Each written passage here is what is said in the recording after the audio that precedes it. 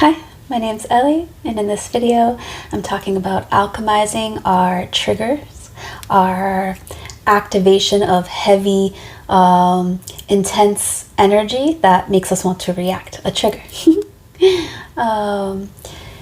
Just a little while ago I saw on my feed from Now Impact this story about how, oh no, maybe it was from Aaron Prana, sorry. About how abolish the 19th Amendment is trending. Abolishing the woman's right to vote. And for a few seconds I felt a rage, I think it was rage, arise in me.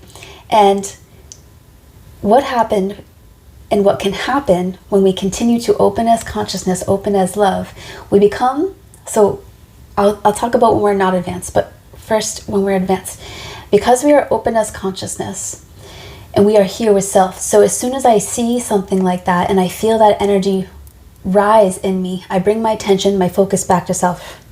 Now I am open as consciousness, no thought. I am also open as love, as a state of being. This is the way of being that I have chosen consistently again and again, and now it has become my natural way of being. Open as consciousness, open as love, default. Here, when I brought my focus back into self, open as consciousness, I instantly started to calm, and I could feel that energy dissipating.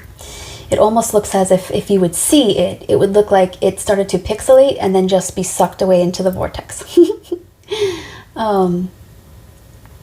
This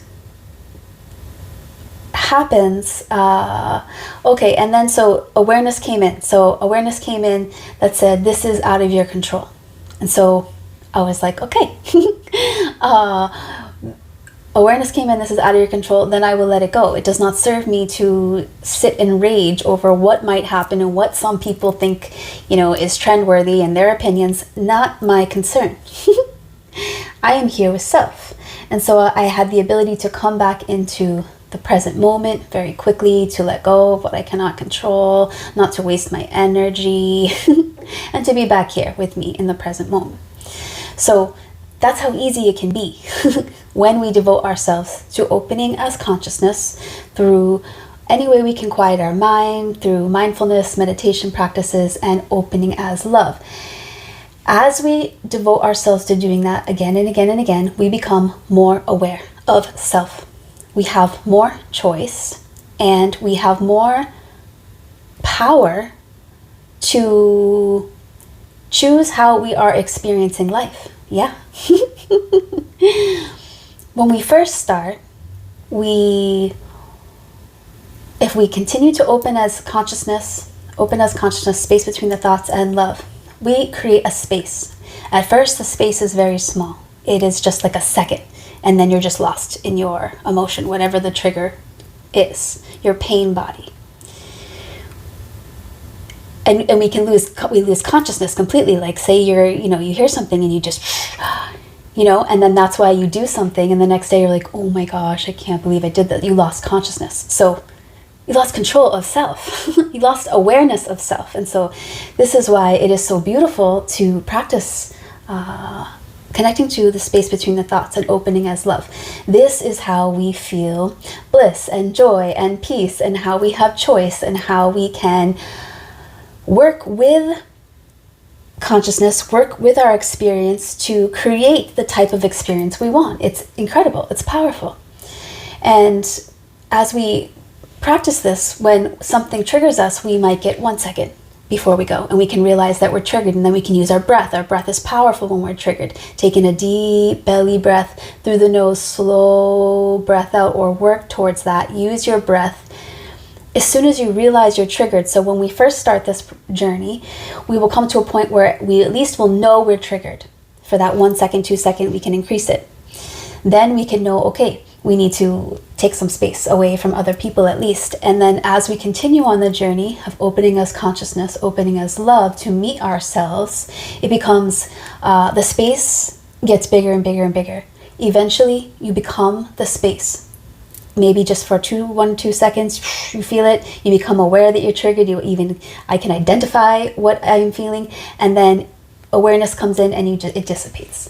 So it is not, it is powerful meditation and mindfulness and love, not weak. Very big mistake. Okay, so I'm going to read a Sacred Rebels card. I was thinking about this deck today, and I was like, I haven't felt like, that Sacred Rebel energy in a while. And then after I read that, I've been seeing so many things lately that are just Banana Town City globally with our brothers and sisters. Okay, so Sacred Rebel for the collective. This is Elena Fairchild, my favorite oracle deck creator. Collective. One more. Collective. I'm just going to pull this. This one's not flipping.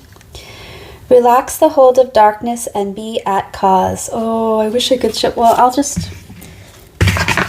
These cards are beautiful, but they have a lot of feminine... a lot of the feminine body. It's 26.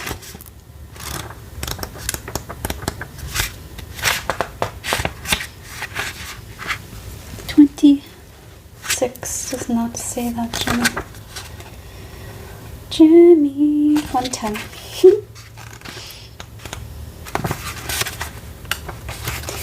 Relax the hold of darkness and be at cause. Dear Sacred Rebel, this moment in your life requires great courage. Fortunately, you possess that in bucket loads. You are being asked to allow yourself to be lifted out of one level of known reality and into the next level of higher voltage reality. Higher voltage reality requires a more absolute trust and a heart that is surrendered into the greater heart of the universe, so that life can happen to us, through us, and with us more quickly, more radically, more beautifully, and more boldly.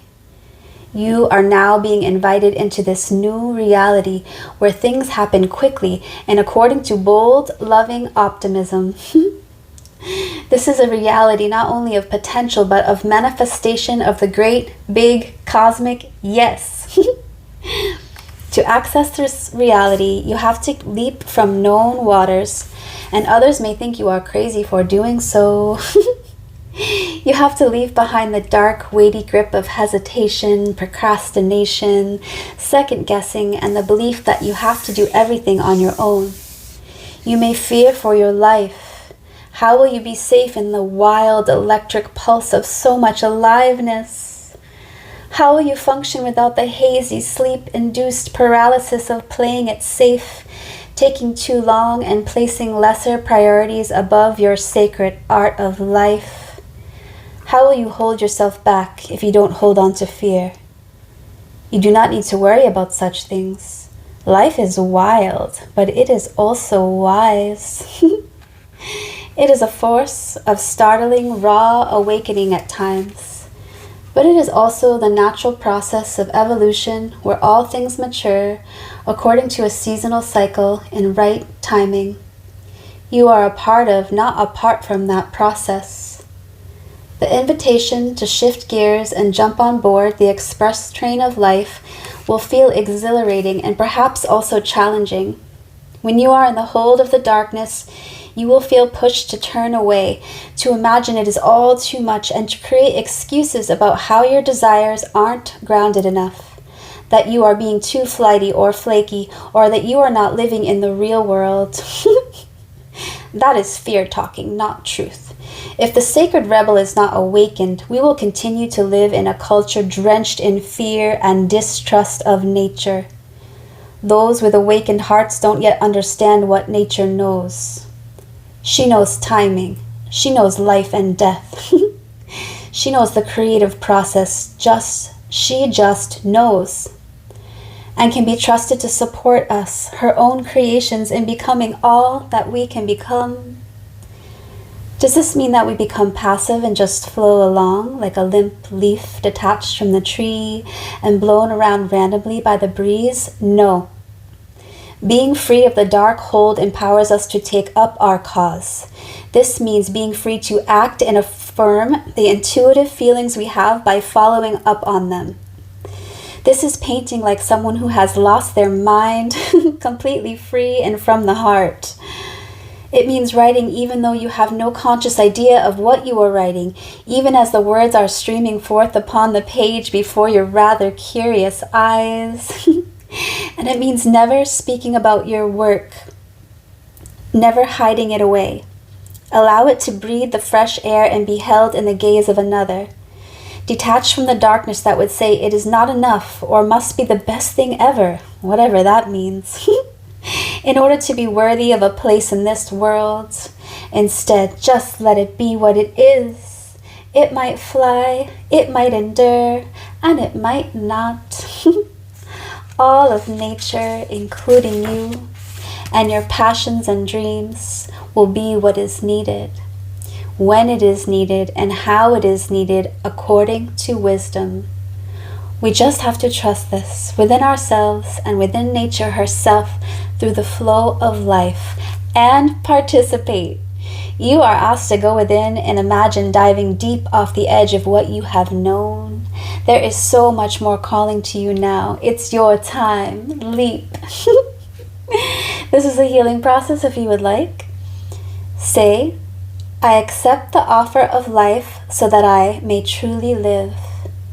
Through unconditional love, I now invite and receive all assistance, intervention, protection, and inspiration so that I may leap into my next cycle of life. Held in the loving grace of wisdom, so be it. Beautiful. Thank you for being here with me. We are so powerful when we continue the process of opening as consciousness, connecting to the space between the thoughts, and opening as love. All of our wildest dreams come true here. Our strength, our courage, our clarity, our wisdom.